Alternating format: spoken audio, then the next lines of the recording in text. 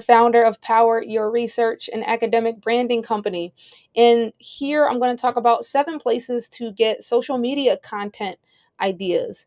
And if you're watching this, if you enjoy the content and it's giving you value, please like, share, subscribe. Let me know if you have any questions in the comments. I'll be happy to take those questions live. And I'm just checking to make sure my LinkedIn Live is set up, as the last video did not come through right. All right, so it's showing that I'm live on LinkedIn. If you're watching this on LinkedIn, please let me know in the comments. So 7 places to get social media content ideas. Some of us get stuck on what to post. Firstly, you want to be consistent, always be consistent, post regularly, all of that good stuff that I'm sure you've heard a million times. But in being consistent, we might have the challenge of thinking about what can we post that's new? Where can we get inspiration from?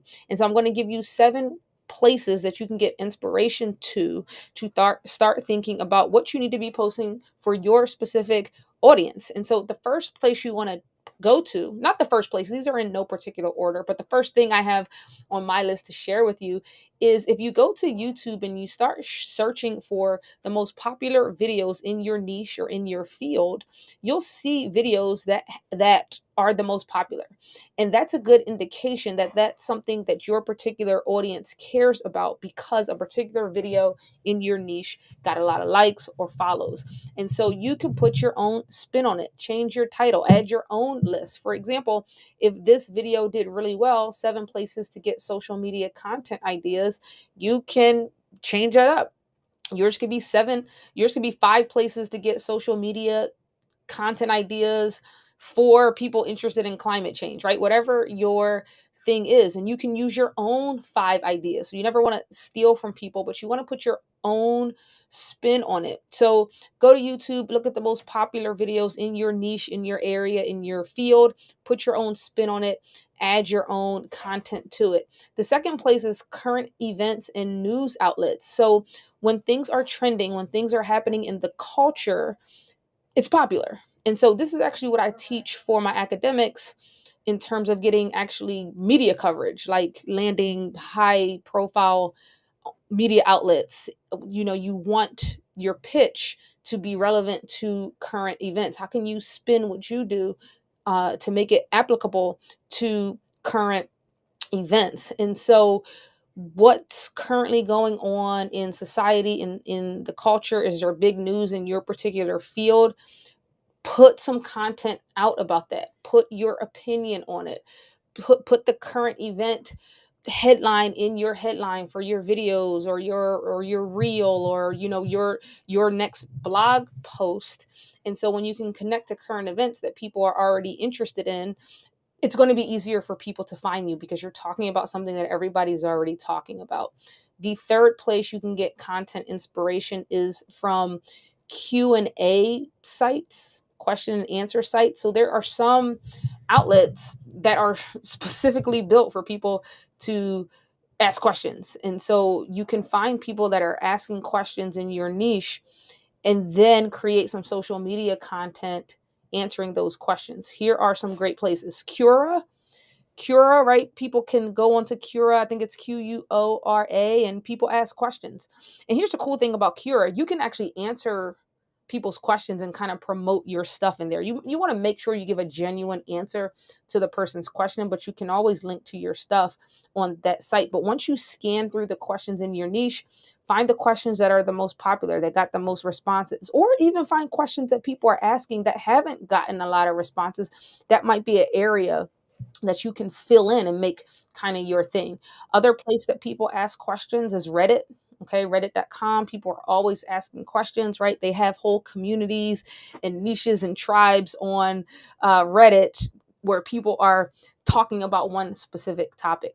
And then there's the website Answer the Public. I believe it's answerthepublic.com. You can find out the questions that people are actually answering in your niche area by just typing in one or two keywords. And then you're just going to create content answering those questions. Because if people are Googling and asking those questions, the best thing for you to do is answer those questions on your social media, so that you start to come up in the searches, and your target audience can then find you. The fourth place you can get content inspiration is from your competitors, people that are doing similar things as you. Get on their mailing list, go through your competitors' sales funnel. I know some of you do this with me. I know, I talk to over 100 people on a free 30-minute sales call every year. And yes, I can tell when you're just showing up to kind of just see how my sales process works. That's okay. And if someone does that to you and it's obvious, that's okay, because that means you're ahead of the game, you're doing something right. And as long as someone is copying you, they're always going to be trying to catch up to you. So don't get upset about that. But definitely competitors' websites, what's working for them, what content are they posting, what content is the most popular, and then you put your own spin on it. The next one, number 5, is something really important, and that's what are your customers asking you to talk about? So go to a Facebook group that you have, go to your mailing list, even if it's only 50 people on the mailing list, and ask them, what questions do you have about X, Y, and Z? For me, I post to I have my mailing list for Power Your Research and, my other company. And every once in a while, maybe once a quarter, I'll ask them, what questions can I answer? What are you having trouble with? How can I help you? And from there, I can create content answering those questions. You'll also notice on LinkedIn, I run a lot of polls. So I ask people a lot of yes or no questions around increasing their visibility, authority, and income. I ask them multiple choice questions. And the questions that are really popular are a good indication to me that that is something that I need to answer. And so I can, if you're posting at least one poll on LinkedIn a week, you're getting feedback from your target audience. And that is social media content. Turn it into a video, turn it into a long form blog post, turn it into just a text post that you post on your social media platforms. Number 6 is your own experiences. I think we take our own experiences for granted a lot. And so, what are some of the struggles that you're having right now? What are some struggles that you had last month, last year? Some things that you've overcome. A lot of times we forget the challenges that we had last year or 5 years ago. And it's important that you don't forget, because your target audience might be at the place you were at 5 years ago, a year ago, even 6 months ago, even yesterday. And so they're looking to you for those answers. So you have to have empathy to remember the stages that you went through so that you can talk about your own experience in a way that resonates with the people that are trying to do what you have done, right? Because after all, people are going to buy your product, your course, or whatever it is if you've done something that they want to do, because they believe you can help them do it. So, right, if you're a mom that works a full-time job and you run a business, and right, talk about that. How do you make it all work? What tools do you use to make it all work? Talk about setting boundaries and being able to do multiple things. So, talk about your experiences. So when I see people say, I don't know what to post, but they talk about, I'm trying to run this business, but I actually work a really toxic 9 to 5 job. Well, you just talked about something that you can talk about in your socials, right? How to run a business as well as deal with a toxic coworker, right? So think about your own experiences. What are you going through? What have you overcome? How does it relate to the thing that you're trying to sell people on?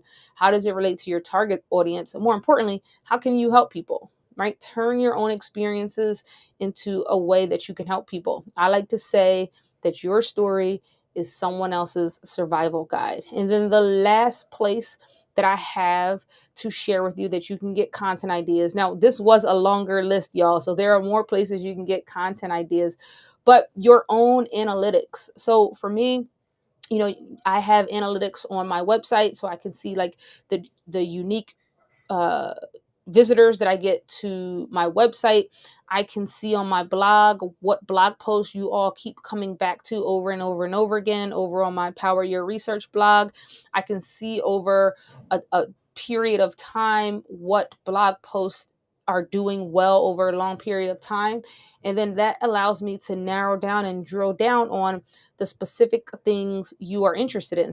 Have 10 blog posts and I see 2 are doing very well. The numbers are going up for the visitors to that blog post over a 3-month time period.